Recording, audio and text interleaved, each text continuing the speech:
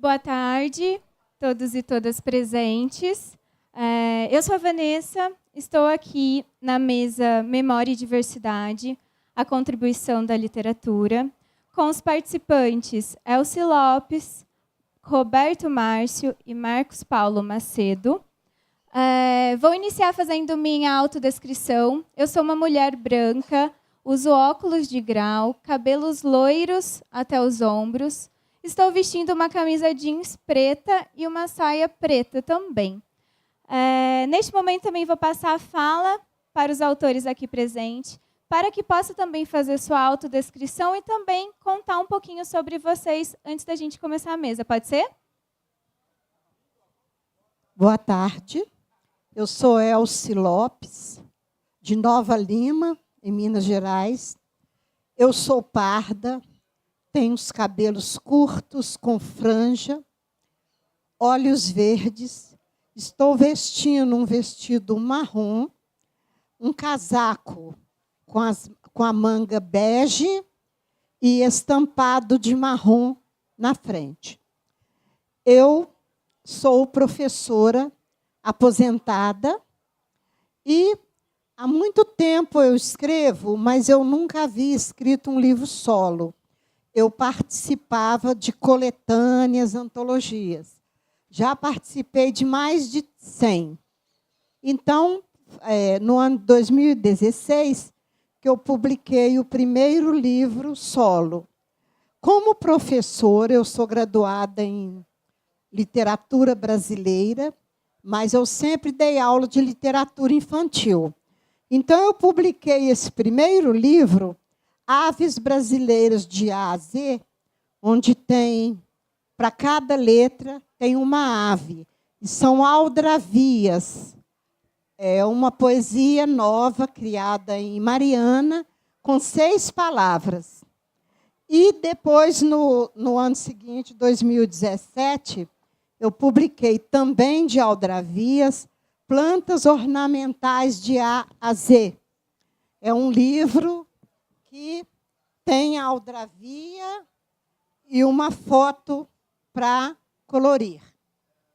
Depois, eu publiquei Seres Mitológicos de A a Z, também aldravias, e eu falo do Saci, da literatura, do folclore do mundo todo.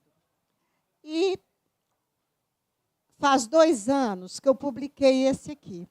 Eu ajuntei todos os contos, todos não, quase todos os contos que eu havia publicado em coletâneas e estão aqui divididos em 3 partes. A primeira parte eu falo de viagens, porque eu participo de uma coletânea sobre viagens e eu já fui premiada 3 vezes. O que eu fiquei o primeiro lugar é viagem literária. E eu tirei uma foto em frente à escola, uma escola centenária da minha cidade. Foi a escola que eu aprendi a ler e a última escola que eu dei aula antes de me aposentar. E depois, eu, como professora de literatura infantil, eu inventava as histórias por ocasião. Então, eu inventei essas aqui, numa ocasião que teve enchentes próximas lá, eu publiquei esse aqui, o Lobo Preguiçoso.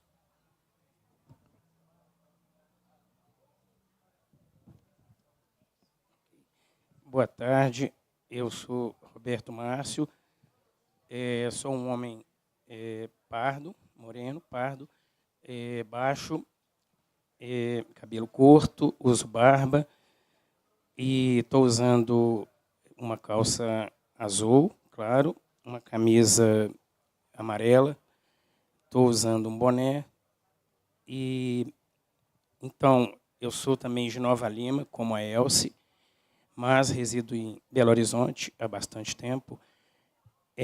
Eu também sou membro da Academia Nova Limense de Letras, como a Elci, que foi a fundadora dessa Academia Nova Limense de Letras.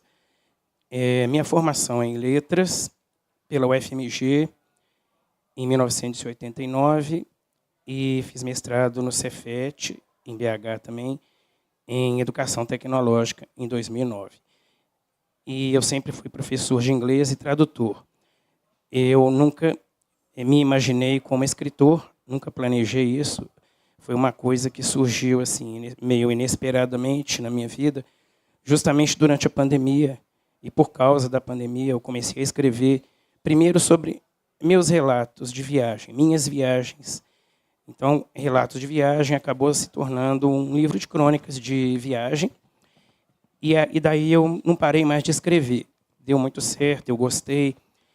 No ano seguinte, 2021, eu publiquei já um segundo livro autoral, que é um livro de contos e crônicas chamado Janelas Visitadas, com 23 narrativas de temas bem variados. No mesmo ano, eu recebi um convite para traduzir mais uma edição do grande clássico de George Orwell, A Revolução dos Bichos. Então, eu traduzi essa edição, nesse ano 2021, para a editora Dialética. E depois, no ano seguinte, 2022, eu publiquei mais um livro autoral, que é esse aqui, chamado Deixa a Música Contar. Nesse livro, ele é um romance ficcional, e eu chamo de um romance musical, porque ele é uma história que é toda baseada nos anos 80 e nas músicas ícones dessa época, músicas clássicas, né, da MPB e internacionais. Essas músicas estão todas inseridas no contexto da história, na trama. E aí, o meu próximo trabalho, sendo lançado aqui hoje, se chama Chá das 5 na Terra do Ouro. Na verdade, Terra do Ouro, nesse título, é o nome da nossa cidade natal. É o apelido da nossa cidade natal, Nova Lima, por conta da mineração de ouro na mina de Morro Velho. Então, esse romance ficcional, ele é também um romance histórico, conta a história da nossa cidade e também tem ficção. Bom, boa tarde, Vanessa, Elci, Roberto, boa tarde a todos aqui presentes, minha mãe, amigos diletos aqui, meus confrades de Academia Araxaense de Letra, professor Hermes, Bruno, Fabiano, Anete, minha querida, prometeu e cumpriu, né? E quem nos está ouvindo, é um prazer estar aqui com vocês, compondo essa mesa, mais uma vez participando do Flyer Araxá. Eu sou uma pessoa branca, de 1,71 m, calvo,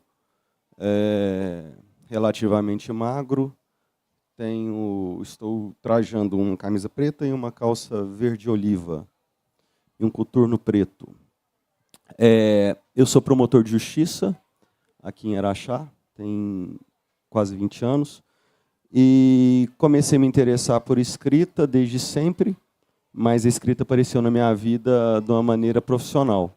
Nos meus estudos acadêmicos, que eu fui desenvolvendo ao longo do tempo, sempre estudos acadêmicos voltados à minha prática profissional. Aí eu fiz mestrados no Brasil e na Espanha. E o Roberto também mencionou que é um acadêmico, né, fez cursos acadêmicos, e há muita exigência, né, de publicação de artigos. Então, eu tenho vários artigos jurídicos publicados, em revistas jurídicas de relevância no Brasil. Tenho 2 livros jurídicos, que são resultados dos meus mestrados, publicados também. Tenho um livro em coautoria sobre um manual do promotor de justiça, também está indo para a 7ª edição, estamos mandando para a editora, inclusive, essa semana, e mais um outro de coautoria. Então, tem 4 livros publicados, mais de 20 artigos publicados, isso na literatura jurídica. Na literatura estrito sensu, digamos assim, o meu material poético, o meu material literário é a poesia. Eu me interesso por poesia, também desde sempre. Desde criança, escrevo do jeito que dava, e o tempo vai nos calcando e nos aprimorando, desde que estejamos abertos a isso, né, o aprimoramento. E já publiquei, então, poesias, não fiz ainda uma coletânea própria, mas tem poesias minhas publicadas em coletâneas, em jornais, em revistas. E é isso, numa descrição sintética. Perfeito. É um prazer estar aqui com vocês na mesa. Pensando um pouquinho sobre memória, né? Como a questão da memória atravessa a produção literária de vocês? Bem, memória, esse meu livro são praticamente memórias. Eu gosto muito, quando eu estudava, do livro Memórias Póstumas de Brás Cubas. Então, o meu pai me contou, quando eu tinha 4 anos, e eu sempre pedia para ele repetir a história da avó dele, nesse caso, a minha bisavó, que ele diz que era escravizada e que veio da África para trabalhar numa fazenda em Morro Vermelho, uma fazenda de plantação de cana, e que ela foi abusada pelo português, dono da fazenda, e nasceu o João, o meu avô. É uma memória que eu coloquei depois de mais de 60 anos que eu escrevi. Outra memória também, a minha mãe contava que antes de se casar com meu pai, ela era noiva. E o noivo dela, expedicionário, foi para a guerra. E lá, depois que a guerra acabou, ele morreu. Então, ela vivia lembrando essa história, porque lá na minha cidade tem uma praça com o nome dele. Então, eu escrevi também Memórias de um Expedicionário. Legal, a memória está bem ligada, né, nas suas obras, Elci. E a sua? Então, memória também está em tudo que eu escrevo. Memórias de todos os tipos. Então, por exemplo, eu vou citar o exemplo desse livro, que é o último que eu estou lançando. Ele tem uma coleção de memórias da minha infância, de lembranças da minha infância, que eu joguei na ficção e, ao mesmo tempo, memória histórica da minha cidade, Nova Lima, minha cidade natal. E eu acho que a memória é uma matéria-prima para a literatura. Ela, através dela, pode-se criar histórias bem interessantes. É o que eu estou experimentando, o que eu estou sentindo. E, por exemplo, nesse outro que eu citei, que é sobre um diário dos anos 80, né, o tempo todo eu resgato memórias da história, da política, do cenário nacional brasileiro, e coloco como pano de fundo. Ao mesmo tempo, tenho as minhas memórias de infância, de adolescência, que eu usei na ficção, no personagem protagonista. E eu acho que esses são os 2 melhores exemplos. Também memória literária, eu brinco muito com as memórias literárias de todos os leitores, praticamente, porque eu brinco muito com clássicos. No caso, na coletânea de contos, eu criei uma releitura, uma visitação a um clássico, por exemplo, infantil, que é o Alice no País das Maravilhas. Tem um outro também de Chapeuzinho Vermelho, e outras histórias que eu faço referência. Então, sempre brincando com essas memórias, até mesmo memórias literárias.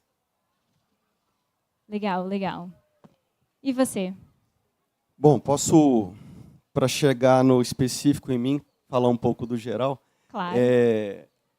Toda vez que, eu acho que é a 5ª participação, e eu sou convidado, vem temas intrigantes. E é muito intrigante a proposta dessa mesa, que também nos brindou de ser especificamente o tema do festival, não sei se repararam nisso. Então, eu acho que é a única mesa que fala especificamente do tema, dos 2 temas do festival, né? A memória e a diversidade, e para a gente falar de contribuição.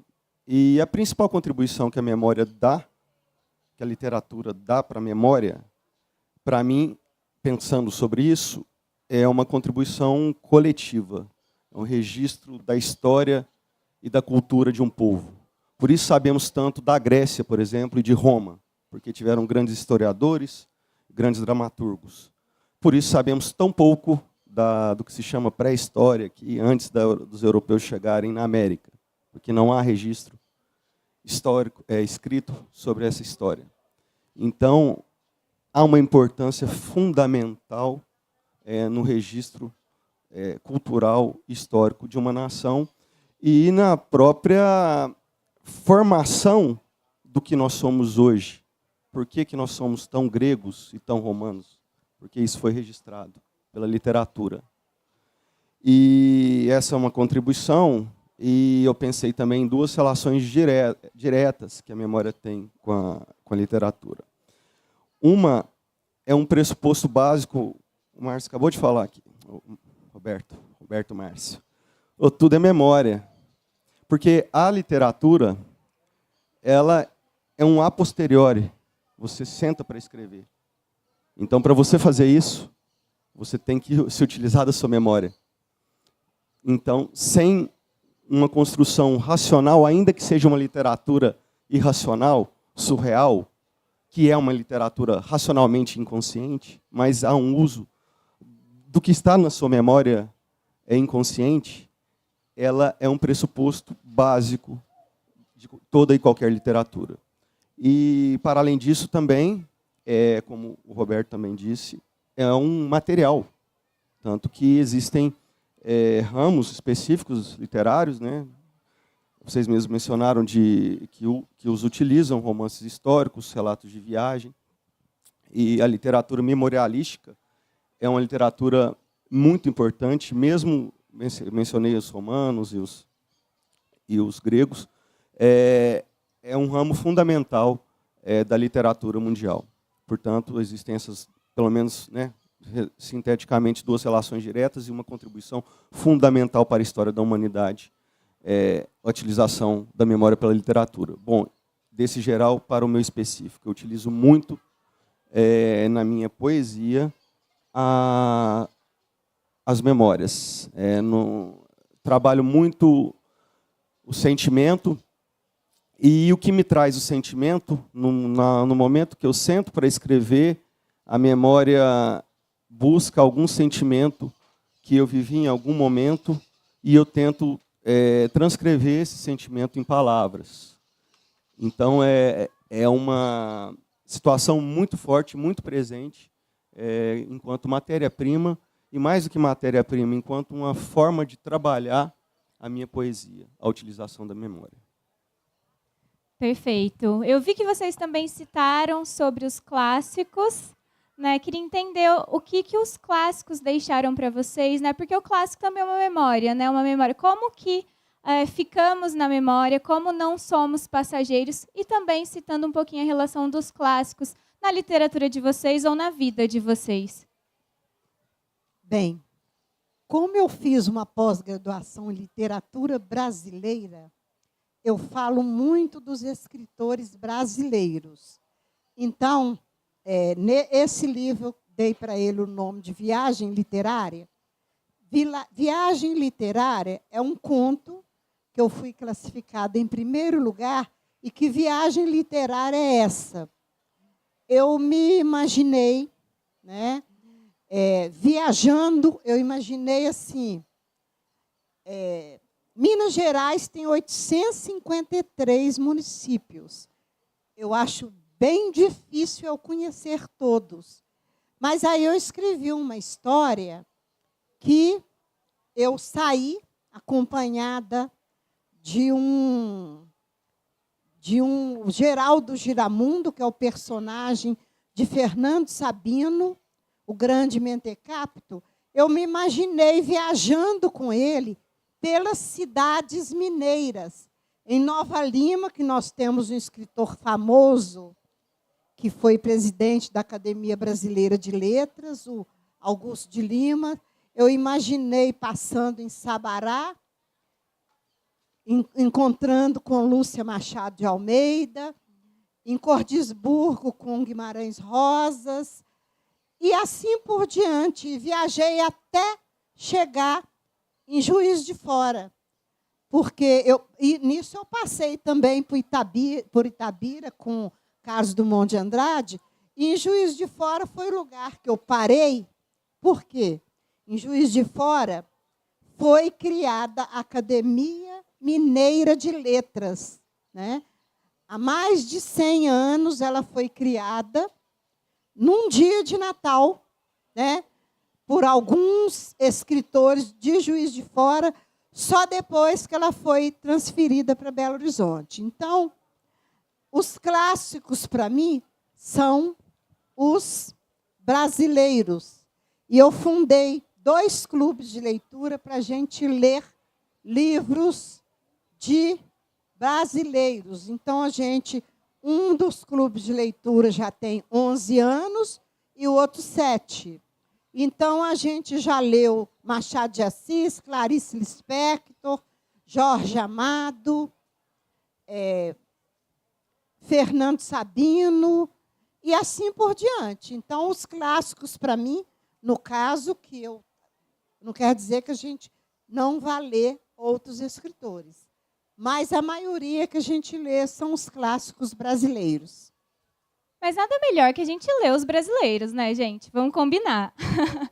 E, Roberto, qual que é, né, sua relação com os clássicos, né, principalmente na sua obra ou na sua vida mesmo, né? Qual que é a sua relação? O que ele te marcou? O que deixou, né, para você os clássicos? Então, hoje, como escritor, assim, com experiência, com maturidade, eu aprendi e considero, sei que é a base, a nossa base, os grandes clássicos brasileiros e universais. Né? Eu acho que o melhor exemplo, universalmente, é Shakespeare, que, como dizem, né, que ele não tem época. Por quê? Porque o que ele escreveu lá atrás, há tanto tempo, fala da natureza humana. Se a gente for ler as peças, né, independente do contexto da época, é a natureza humana que é a mesma, que não mudou. Né? Então, por isso, por exemplo, no caso do Shakespeare, é tão importante hoje ainda por isso aí. Né? Apenas um exemplo. E eu gosto muito de fazer referência aos clássicos. Eu acho que enriquece meu trabalho totalmente. Eu faço referências de várias formas. Já fiz, como eu já mencionei, releituras de clássicos. Gosto demais de uma outra abordagem de um clássico antigo, né? Por exemplo, nas histórias infantis, eu acho muito legal. Eu vi aqui hoje, lá na livraria, achei fantástico, obras infantis dos contos infantis adaptados para a realidade brasileira, com personagens com etnia brasileira, né? Uma outra história construída, mas a partir do clássico. E eu tive essa oportunidade tão bacana de traduzir um grande clássico do George Orwell, A Revolução dos Bichos, Animal Farm. E foi uma coisa muito inusitada, muito inesperada. Né? Uma história que a gente vê que foi escrita há tanto tempo e que ela tem aplicação no contexto de hoje. Né? Na época que eu traduzi, a gente estava vivendo alguma coisa como fascismo, e ela se encaixava completamente no contexto do Brasil de 2021. E, além de que ela tem uma leitura infantil, também é uma fábula. Então, assim, é engraçado que eu, como estudante de letras, era muito jovem, muito imaturo, quando eu estudei letras. Eu li esse clássico, obrigado, porque tem uma série de leituras, né, que a gente lê que são, né, obrigatórios. A Revolução dos Bichos, em literatura inglesa. E eu detestei, achei chato demais, né? Eu não gostava de clássicos, porque eu não tinha maturidade para compreender como que eles são, né, fundamentais, importantes, são a nossa base mesmo, né, como autores, como leitores. Perfeito. E você, Marcos, me conta a sua relação aí com os clássicos. Eu vou fazer uma provocação, mas eu vou te responder também. O que é clássico? Começa por aí, né? Eu sei que, claro, que dá para saber que um Shakespeare é clássico, mas é um conceito que varia com o tempo e espaço. Escritores que eram clássicos, entre aspas, 50 anos atrás, não são mais hoje, e vice-versa. E ainda, para piorar, tem o tal do clássico instantâneo, né? Livro, assim, que dá para cravar, com uma dose de chance de, às vezes, errar, mas eu vou falar um aqui que, para mim, é Torturado. Porque eu li aquele livro e falei, meu Deus, um dos melhores livros já escritos na literatura em língua portuguesa, em romance, com toda certeza. Assim, é muito bem escrito, é tudo, enredo. Então, o que é clássico? Bom, para mim, um bom livro, um ótimo livro. Um livro, não me apego, desculpe, Elcio, eu estou mais na linha do Márcio, embora ele tenha feito essa diferença que é comum aí, clássico universal, de clássico nacional. Para mim, clássico é clássico. E, na verdade, para mim, um bom livro é um bom livro. E, então, existem inúmeros bons livros que todos nós, quem está aqui se interessa por literatura e lê, e muito, com toda certeza, e quem escreve tem que ler para aprender. Então, a primeira relação é essa. Uma relação de imitação, né? De falar, nossa, eu queria escrever assim um dia. Como consegue escrever dessa forma? E eu me lembro, por exemplo, de um livro que eu nem acho tão bom assim, no geral, mas o domínio que ele tem da escrita é uma coisa que me impressiona até hoje, que é o José de Alencar. Eu me refiro ao livro Senhora. Você lê a primeira folha de Senhora, é uma coisa assim, brutal. Um domínio total do idioma. Ele e vários outros. Graciliano Ramos, e os que brincam também, como Guimarães Rosa. O Machado de Assis nem se fala, é o meu preferido, romancista. Um domínio total de escrita, de estilo, de conteúdo, de forma, de tudo. Então, a primeira relação é essa, né, de inspiração, de admiração e, sobretudo, de aprendizado. E a segunda relação, na verdade, deriva disso, de aprendizado. Por que a gente lê? O que te atrai num livro? Então, quando eu acho que todo mundo lê, está atrás de alguma coisa, tanto que às vezes você não lê, não termina. Então, o livro você tem que se conectar a ele tem que te dar alguma coisa, é uma troca. E os grandes clássicos são livros que marcaram e marcam a minha vida. São livros que me impactaram, e por coincidência, Roberto, o Animals Farm é um deles, que eu li na mesma época, assim, eu acho que talvez eu seja mais velho que você, mas na mesma época de faculdade. Eu li ele com cerca de 20 anos. Mas foi um livro que mudou a minha chave, porque, embora seja, talvez até tenha adaptações infantis dele e tal, mas a alegoria era uma alegoria política, foi feita por nazismo, nazifascismo, ele tinha participado da Guerra Civil Espanhola, ele conhecia bem do ambiente, um ex-socialista, então ele sabe bem do que ele está falando, e ele desenvolve muito melhor isso também, em 1984, que também foi esse também me impactou demais. E foram livros, os dois, que eu li mais ou menos 2 anos de diferença um entre outro, que me moldaram, me possibilitaram ver o mundo, a política, o mundo político, a manipulação política, os sistemas de relações financeiras, para não ficar falando, né, capitalismo, isso, aquilo, mas o sistema de poder, a relação das pessoas, dos grupos de pessoas com o poder e a dominação, são livros que me ensinaram, só que não são livros técnicos. Isso, aí eu estou respondendo a minha provocação. O que faz um livro ser clássico? É isso. Um livro que muda a sua vida. Exatamente. Boa colocação, né? O livro, a literatura está totalmente ligada à nossa memória, né? Porque a gente também está o tempo todo lendo. Marcos, começando agora com você, para a gente dar uma mudadinha aqui no jogo, e falando agora de diversidade, né? Do que falamos quando estamos falando de diversidade na literatura, Marcos? Bom, também como eu disse, né, esses temas aqui do Fleira Achar que o França nos coloca nessas enrascadas.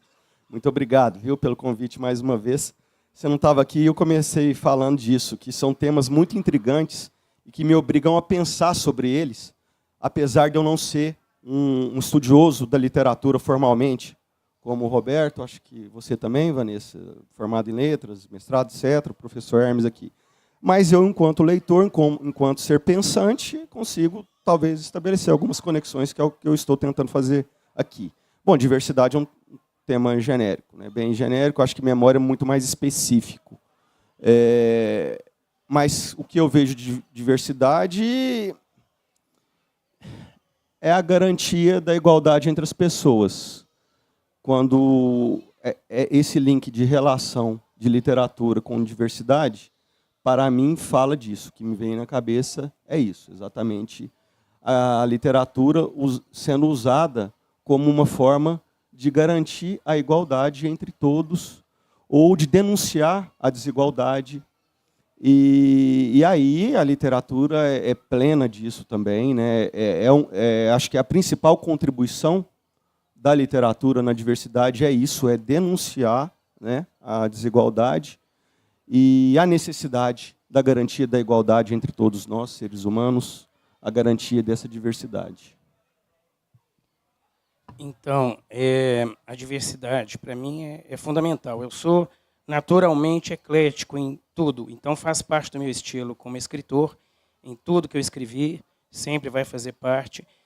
Diversidade de todos os tipos, todas as formas. Eu vou citar depois um exemplo prático, mas eu acho que, basicamente, a diversidade faz com que o leitor ele entenda outras realidades, ele viva outras vidas e ele tenha mais compreensão.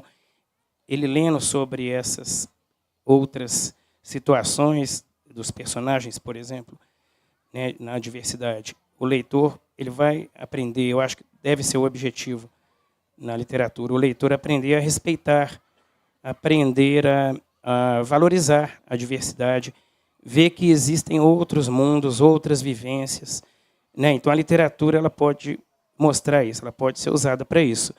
O exemplo que eu gostaria de mencionar rapidamente é um conto que eu escrevi quando eu escrevi o livro de contos e crônicas, Janelas Visitadas, em 2021. Eu tive uma ideia meio estranha, em um conto chamado Alicia em Milho Verde. Ele é uma alegoria política, bem até forte, com muito humor, né? Começa pelo título, meio estranho. Alicia aí também está brincando com o clássico Alice no País das Maravilhas.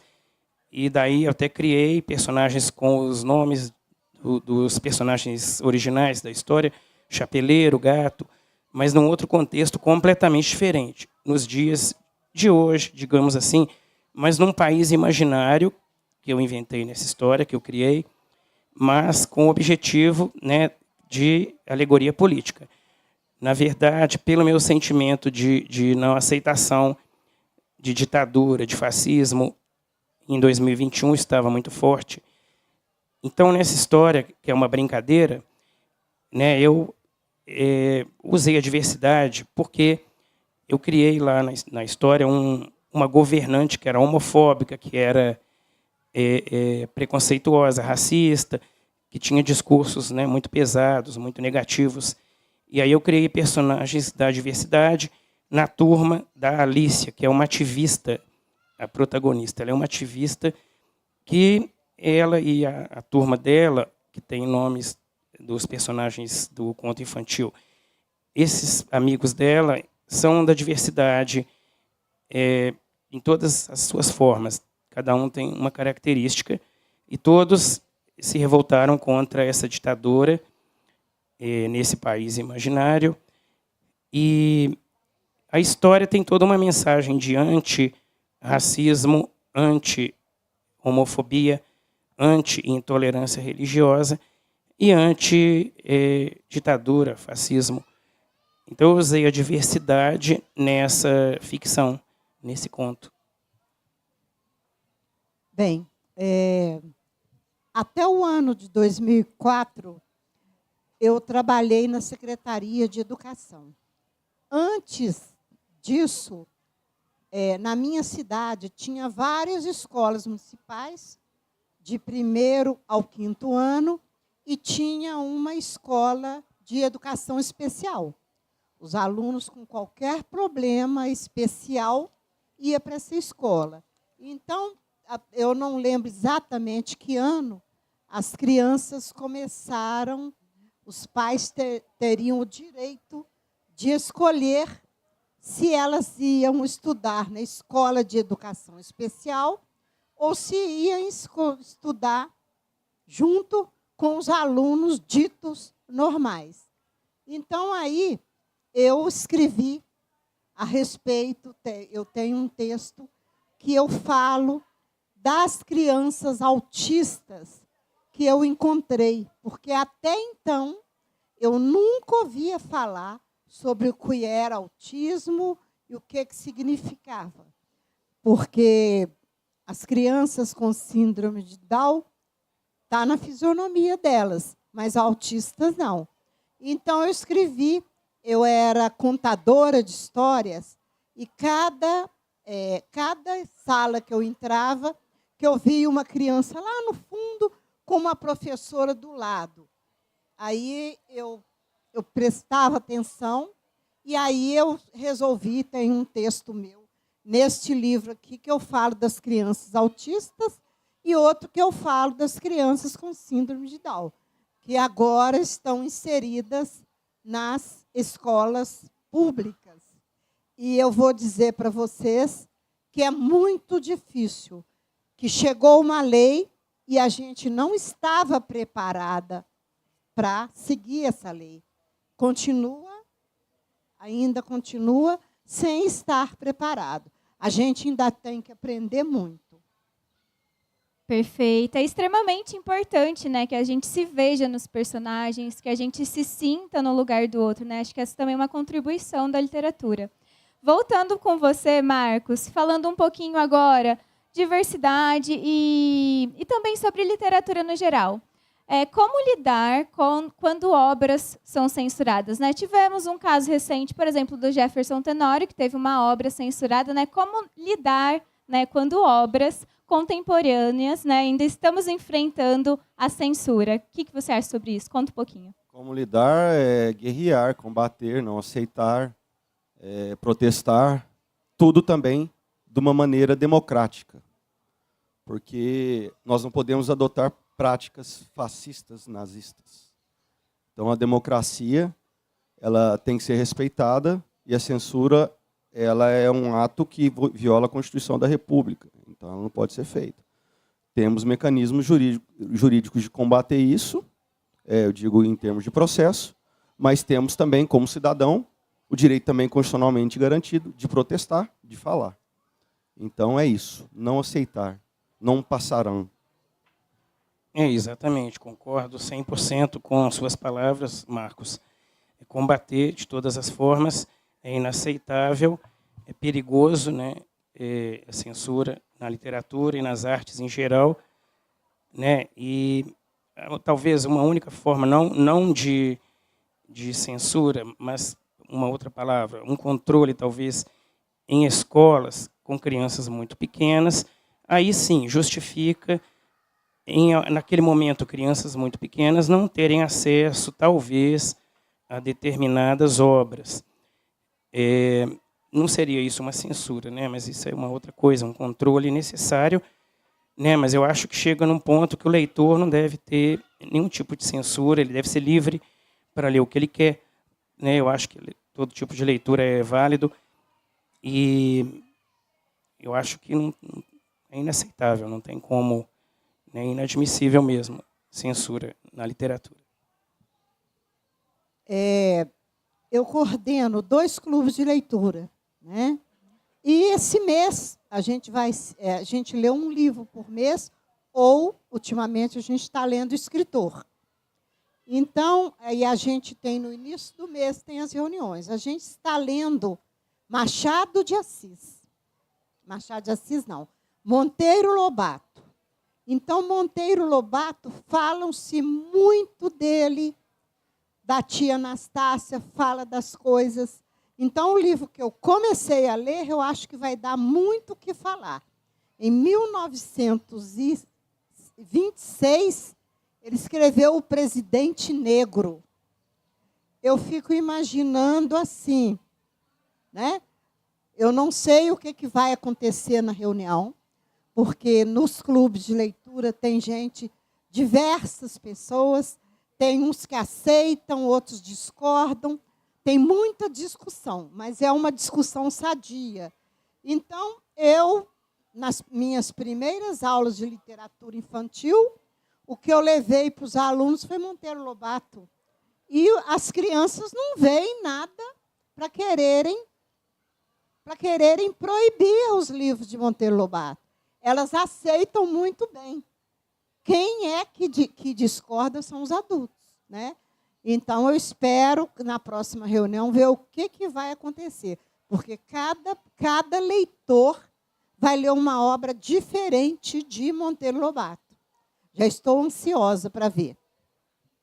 Monteiro Lobato é uma discussão longa, né? Para uma próxima FLI, né? A gente abre essa discussão. Vou abrir para perguntas do público, para a gente conversar um pouquinho com vocês. Se alguém tiver alguma pergunta para os nossos queridos convidados aqui.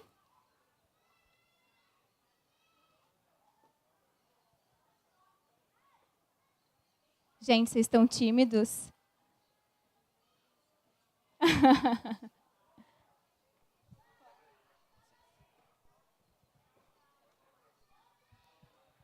Primeiramente, parabenizá-los, né? É um tema instigante. Eu acho que a memória ela é um universo dentro de cada um de nós. E o que mais me chama a atenção na literatura, e que eu queria que vocês fizessem essa reflexão, é o impacto da mesma obra em diferentes momentos da nossa vida. Como que a nossa visão de mundo está em constante transformação. Porque se eu pego um livro que eu li quando tinha 10 anos e eu repito essa leitura em algum momento posterior, tantas coisas ocorreram, tantas transformações, a visão de mundo se ampliou, que a gente consegue ter uma nova percepção. E aí a reconstrução dessa memória. Aí eu queria sentir um pouco de cada um de vocês, se passaram por esse momento, tiveram essa experiência, e qual é a importância, né, da gente revisitar aquilo que foi clássico, reafirmar como clássico, né, e seguir na nossa busca de si mesmos, né? Eu acho que é isso que nos faz viver. É isso. Obrigado.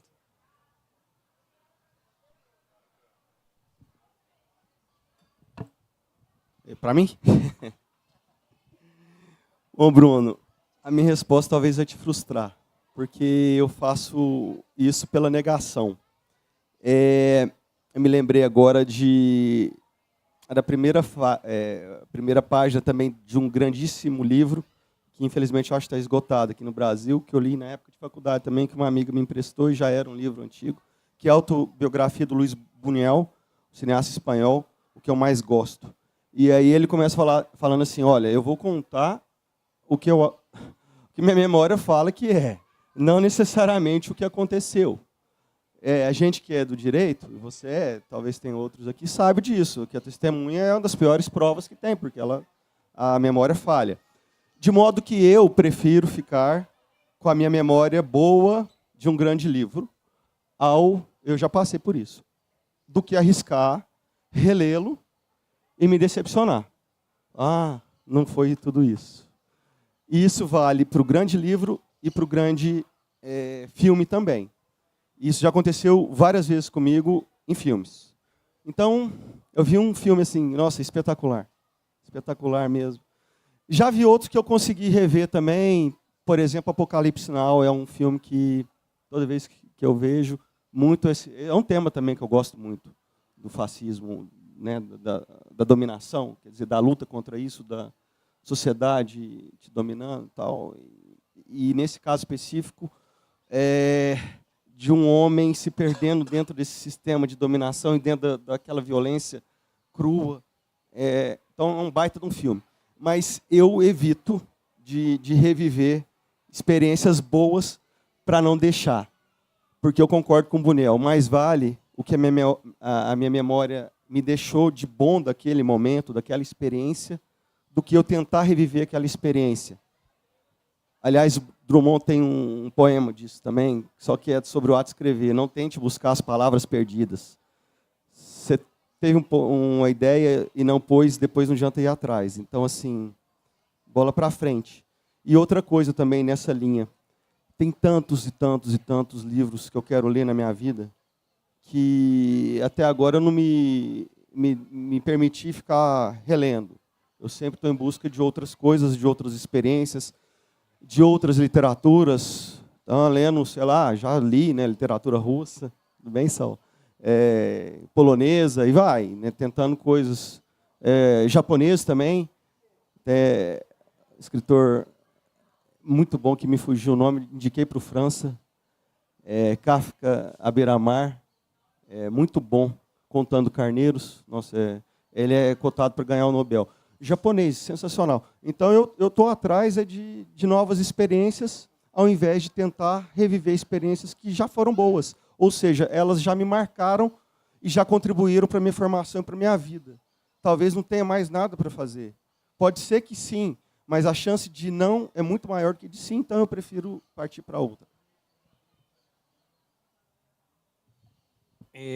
Eu citei um exemplo pessoal, né? Quando eu falei sobre a experiência de traduzir A Revolução dos Bichos. Eu tive justamente essa experiência de, como leitor jovem, imaturo, como estudante de letras, lendo de forma, né, obrigado e imposta essa obra A Revolução dos Bichos, né, e detestei, achei chato, não tinha maturidade nenhuma, não tinha vivência, não tinha percepção, que é o que fez toda a diferença agora, depois de tantos anos, né, e ainda traduzindo, né, outro olhar, né, a experiência, a vivência, né, o olhar crítico, isso só com o tempo que vem, né? Então foi muito grande, um impacto. Eu percebi, eu acho engraçado como que eu odiava esse livro quando eu estudei letras, né? Eu odiava tudo que era obrigatório como leitura na literatura inglesa e na brasileira. E hoje eu entendo justamente a importância de todas essas obras e por que a gente tinha que ler, né? Fez toda a diferença aí a vivência, a experiência, o olhar crítico. Eu não tenho costume de reler livros. Por quê? Falta tanta coisa para eu ler, que eu gostaria de ler, e eu ainda não li, eu não tenho costume de reler. Mas eu vou dar um exemplo da reunião do Clube de Leitura. A gente lê o mesmo livro. Cada pessoa do Clube de Leitura, a gente tem de 10 a 15 pessoas, sobre o mesmo livro, cada pessoa fala alguma coisa completamente diferente. Quando eu ouço, eu falo, mas como é que eu não pensei nisso? Porque as pessoas que participam são diversificadas. Tem umas 2 professoras de língua portuguesa aposentada, tem uma médica, tem uma servente de uma escola que eu trabalhei. Eu acho incrível que não tem a ver com a formação da pessoa, a opinião que ela tem do livro, né? É uma pessoa que todo mundo gosta de ouvir, que ela é muito culta. Então, eu prefiro assim, em vez de eu reler o livro, se eu já li, ouvir, porque por mês eu dou conta de ler os livros de 3 clubes de leitura, que eu coordeno 2 e participo do 3º. E o pessoal escolhe, às vezes, livros muito grossos, né? Então, é incrível, o que eu acho, você ouvir opinião de várias pessoas sobre o mesmo livro. Mais importante do que você reler o livro. É isso, né? Então, o quanto e como a literatura, né, nos impacta é única, né? Então, cada um leva uma impressão, sai com uma impressão e tem um impacto diferente na nossa vida, né? Pessoal, infelizmente, estamos chegando ao fim dessa mesa. Gostaria de agradecer a presença de vocês, a conversa, que foi muito interessante, foi muito legal partilhar aqui com o público. Gostaria também de agradecer o público, agradecer o França pelo convite e a Filière Araxá também por estar promovendo esse lindo, né, evento aqui e avisar o público também que está até a noite, né, gente? Então, vamos ficar nessa feira, vamos assistir os outros autores, que tem muita coisa rolando. Pessoal, obrigada. Se vocês tiverem alguma fala final... Nós é que agradecemos. Obrigado a você.